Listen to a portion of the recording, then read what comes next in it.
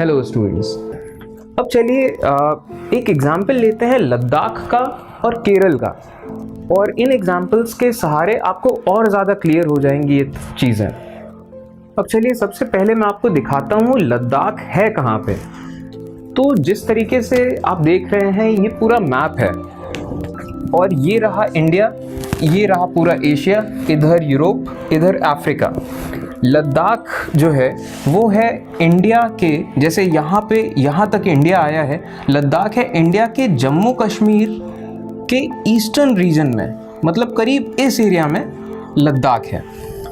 और आप एक चीज़ नोटिस कर रहे होंगे कि ये जो नीले रंग की लाइंस बनी हैं ये एक्चुअली एंशिएंट ट्रेडिंग रूट्स थे।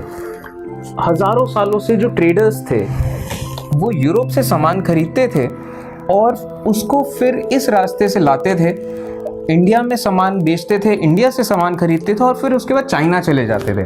तो ये एक बहुत इम्पॉर्टेंट स्ट्रैटेजिक ट्रेडिंग रूट रहा है हमेशा से, और लद्दाख इसके रास्ते में पड़ता था। तो लद्दाख है इंडिया के जम्मू कश्मीर के ईस्टर्न रीजन में, ठीक है। और लद्दाख बेसिकली एक डेजर्ट एरिया है। डेजर्ट एरिया यानी कि ये थोड़ा सा रेतीला एरिया है और यहाँ बारिश बहुत कम होती है। और ये जो एरिया है, अब क्योंकि ये ग्रेटर हिमालयाज़ का पोर्शन है, बहुत ठंडा होता है इस एरिया में, और यहाँ पे बर्फ़ पड़ी रहती है महीनों तक, ठीक है। कई ऐसे महीने होते हैं जहाँ बहुत ज़्यादा बर्फ़ पड़ती है यहाँ पे, और यहाँ रेनफॉल बहुत कम होती है, ठीक है। बहुत कम बारिश होती है यहाँ पे, और क्योंकि बहुत कम बारिश होती है इस वजह से यहाँ पे खेती भी बहुत कम होती है, ठीक। अब क्योंकि खेती बहुत कम होती है इस जगह पे, तो लोग खाने पीने के लिए जानवरों पे बहुत ज़्यादा डिपेंडेंट है।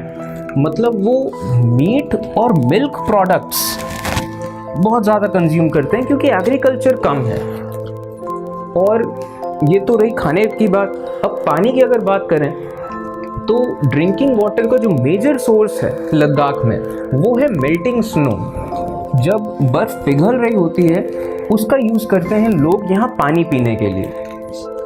और इस एरिया में एक बहुत ख़ास तरह की शीप पाई जाती, शीप यानी कि भेड़। तो उसका जो फर होता है बहुत ख़ास होता है, और उसके फर से शॉल्स बनाए जाते हैं जिनको पश्मीना शॉल्स कहते हैं। और यहाँ लद्दाख के ज़्यादातर लोग यही इसी तरह के शॉल्स बनाते हैं और फिर कश्मीरी ट्रेडर्स को बेचते हैं, और ये सिलसिला चलता आ रहा है सैकड़ों सालों से। तो इस तरीके से आप देख सकते हैं कि ज्योग्राफी जो है, ज्योग्राफी यानी कि अर्थ का जो फॉर्म्स है, ठीक, कि कहीं पे पहाड़ हैं, कहीं नदियां हैं, कहीं समंदर है, ये जो ज्योग्राफी है ये कितना ज़्यादा रोल इफ़ेक्ट करती है इस चीज़ पे कि लोग किस तरीके के कपड़े पहनते हैं, किस तरीके का खाना खाते हैं। अब चलिए बात करते हैं, ये तो रही बात ज्योग्राफी की। अब देखते हैं लद्दाख की हिस्ट्री। तो लद्दाख की अगर हिस्टोरिकल बैकग्राउंड की बात करी जाए तो लद्दाख हमेशा से एक ट्रेड रूट रहा है तिब्बत के लिए, ठीक है। तो ये बहुत एक स्ट्रैटेजिकली इम्पॉर्टेंट प्लेस रही है हमेशा से, हज़ारों सालों से। और बुद्धिज़्म जो है वो बुद्धिज़्म के बारे में मैं अगर आपको बताऊं तो बुद्धिज़्म का गढ़ है तिब्बत, ठीक है। एक बहुत इम्पॉर्टेंट लीडिंग सेंटर है बुद्धिज़्म का, और तिब्बत में बुद्धिज़्म पहुंचा लद्दाख के रास्ते, और इसी वजह से लद्दाख को लिटिल तिब्बत भी कहा जाता है, ठीक है। अब करीब 400 साल पहले लद्दाख में इस्लाम का इंट्रोडक्शन हुआ। वहाँ के जो मर्चेंट्स थे, ट्रेडर्स थे, तो वो इस्लाम को लद्दाख में लाए। और इसके अलावा और भी कई सारे रिलीजन के लोग रहते हैं लद्दाख में। और लद्दाख में एक बहुत रिच ओरल ट्रेडिशन है पोएम्स गाने का। अब जैसे लद्दाख की जो नेशनल एपिक है केसर सागा, इसको वहाँ के तमाम लोग गाते हैं, चाहे वो मुस्लिम्स हों चाहे ये बुद्धिस्ट हों। तो ये तो रही बात लद्दाख की। अब चलिए बात करते हैं केरल की। चलिए मैं आपको पहले दिखाता हूँ कि मैप में केरल कहाँ पे है। तो केरल है इंडिया के साउथ वेस्ट पोर्शन में। ये जो एरिया आप देख रहे हैं यहाँ पे केरल है, इतने एरिया में, इतने छोटे से एरिया में। और ये बहुत एक इम्पॉर्टेंट प्लेस रही है ट्रेडर्स के लिए। आप देख रहे होंगे कि जो ट्रेडर्स यूरोप से पानी के रास्ते आते थे वो केरल एक तरीके से पोर्ट था उनके लिए। और जो अरेबियन कंट्रीज से भी जो ट्रेडर्स आते थे वो भी सबसे पहले केरल में आते थे। तो केरल एक बहुत इंपॉर्टेंट पोर्ट रहा है इंडिया के लिए।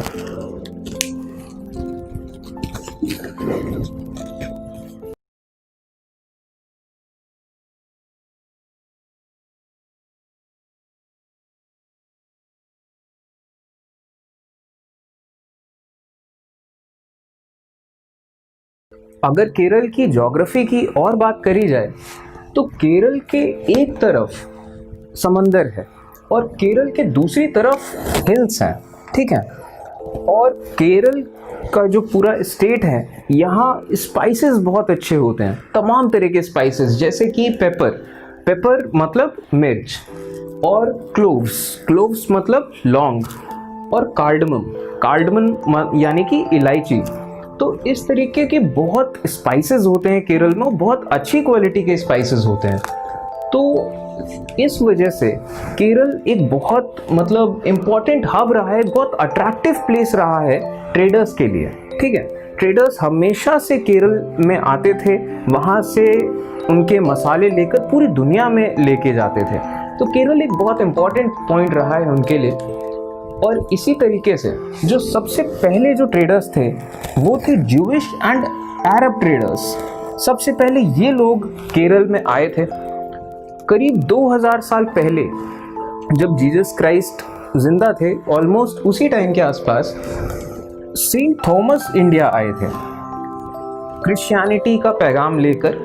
और उस टाइम पे ही इन्होंने पहली चर्च बनाई थी इंडिया में। और इंडिया का जो समंदर का रास्ता है उसको ढूंढा था पोर्चुगीज लोगों ने। और आप देख रहे होंगे केरल का जो ये पूरा हिस्ट्री रहा है, वहाँ इतने अलग अलग देशों के तमाम तरह के अलग अलग रिलीजन के ट्रेडर्स आते रहे हैं, बसते रहे हैं। इसी वजह से केरल में कई सारे रिलीजन्स प्रैक्टिस किए जाते हैं। केरल के बारे में आपको एक बहुत इंटरेस्टिंग फैक्ट बताता हूँ। केरल में जो फिशिंग नेट्स यूज़ किए जाते हैं, ऑब्वियसली केरल समंदर के पास में है, तो समंदर के पास में है तो वहाँ फ़िश बहुत ज़्यादा कंज्यूम करी जाती है, क्योंकि सबसे इजीली अवेलेबल, सबसे फ्रेशली अवेलेबल वहाँ फ़िश है। तो फिशिंग नेट्स जो कि यूज़ किए जाते हैं केरल में, वो काफ़ी हद तक सिमिलर है चाइनीज़ फिशिंग नेट्स के। ये बहुत अजीब सी, थोड़ा सा इंटरेस्टिंग सी बात थी, क्योंकि केरल और चाइना में बहुत लंबा डिस्टेंस है, लेकिन फिर भी दोनों में काफ़ी सिमिलैरिटी है। और इसके अलावा केरल में जो खाना बनाने का बर्तन होता है उसको चीना चट्टी कहते हैं। और इसके बारे में कहा जाता है, इसका जो नाम है वो भी चीन से आया है, चीन यानी कि चाइना।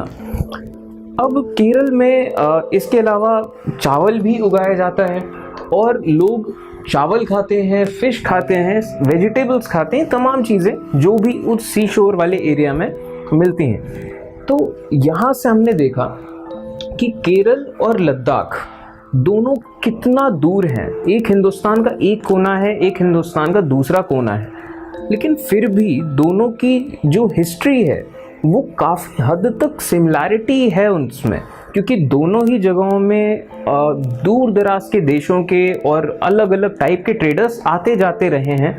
और उन चीज़ों ने उन दोनों जगहों के कल्चर पे बहुत इन्फ्लुएंस डाला है। तो इन सब दो एग्जाम्पल से हमने देख लिया कि किसी भी जगह की हिस्ट्री और किसी भी जगह की ज्योग्राफी उस जगह के कल्चर को बहुत ज़्यादा इन्फ्लुएंस करती है। Thank you. हो गया।